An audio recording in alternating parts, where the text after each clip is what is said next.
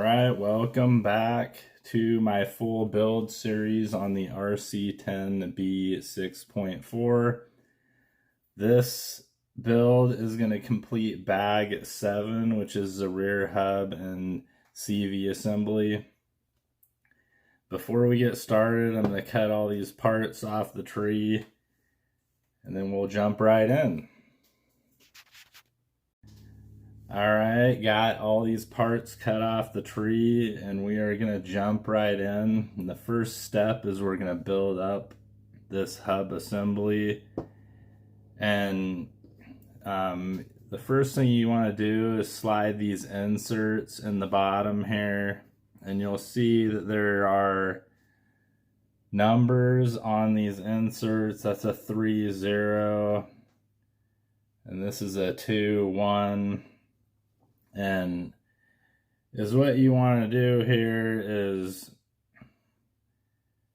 the writing points up for which one you're putting in. And so I'm going to do the +3 axle height, which has this hole all the way at the bottom. And the little tab that sticks out on the end, it points down for the +3. So we stick those in. All right, so once you get these hub inserts in, then you're going to want to put on these rear hub link mounts. And, you know, it's a little tricky to know what side this goes on, but this flat side here is where the screws go in, and so then this little piece is on the smaller, less flat side. Also, this link goes where the bigger bearing would go, on the side of the bigger bearing. And then this piece, there's a protrusion right here, and that sticks out. And then you can see there's like a valley here on one side and it's flat on the other, and so that flat sticks up. So it's gonna go in here like that.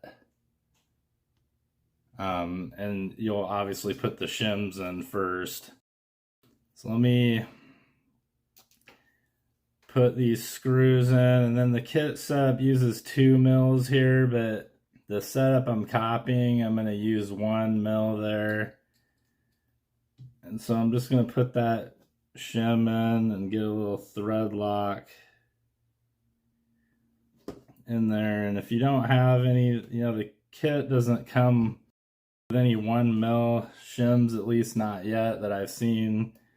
So if you don't have any, then just stick. The kit setups are normally really good starting point for giving to drive, so just start there if you don't have any. We'll stick this other side in the same way.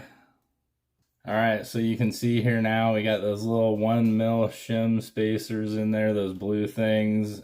The flat here is on top. This bulge points out towards the big bearing.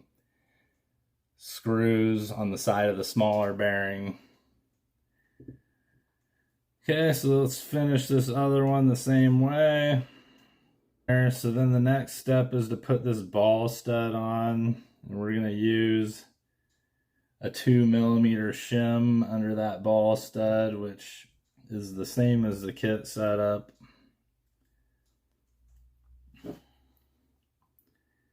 Again, a little thread lock on here.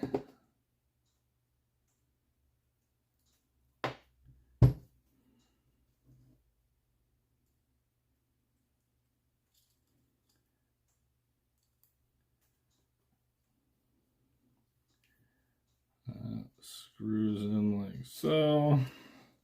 Now you got something that looks like that. Do the same thing with this one. All right. Then the next thing we're going to do is install the bearings, and again the blue is going to go out to protect against dirt. And I was talking about this earlier, you know, like normally when I build new kits, if I'm going to use the stock bearings, I'll actually take the rubber seals out and clean the grease out. But this kit seems to have already used oil instead of grease, and they're pretty free bearings, so I don't think you don't really have to do that. And I'd probably take, for carpet and turf, I'd probably take those blue seals out and then run the metal shields out. But I want to do this like basically somewhat stock, so I'm not going to do that for my build. So then we're going to put these CVs together. I got this Outdrive CV grease from Brood, and so I'm going to use that. If you don't have the Brood CV grease, then you can grease that barrel up with the kit black grease. I only do the barrels on my CVs. Some people do this outer ball too, but I find that it just collects too much dirt, so I don't do that. So then once you slide that barrel in, you make sure the hole is pointed up, and you slide this pin in, and then you stick it in this hub, and the bearing holds that pin in place. Then you're going to take a second pin and you're going to install it in here, and you take this clamping hex, and you can see there's a pin cut out, so you slide that onto the pin. And then finally you take this small screw here with your 1.5, and you get a little bit of thread lock. Oh, that is a lot of thread lock. Let's clean a lot of that off. So we put thread lock on there, and when you're pushing this down, screw this in. And just tight enough to clamp that little gap down, and so this thing is secured.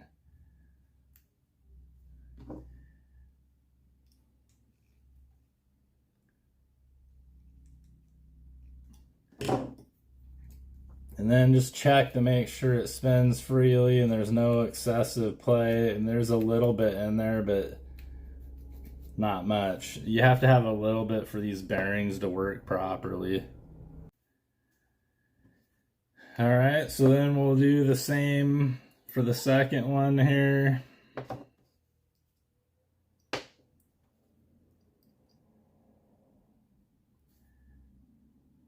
Get a little bit of grease on there. Wipe off the excess.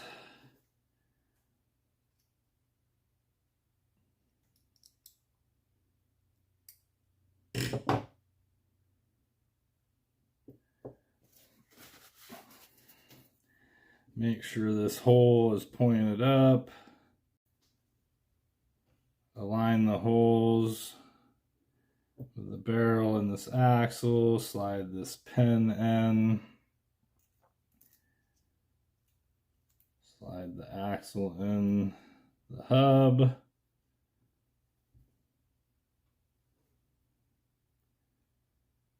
Put that pin in. Slide the hex on. Get the screw.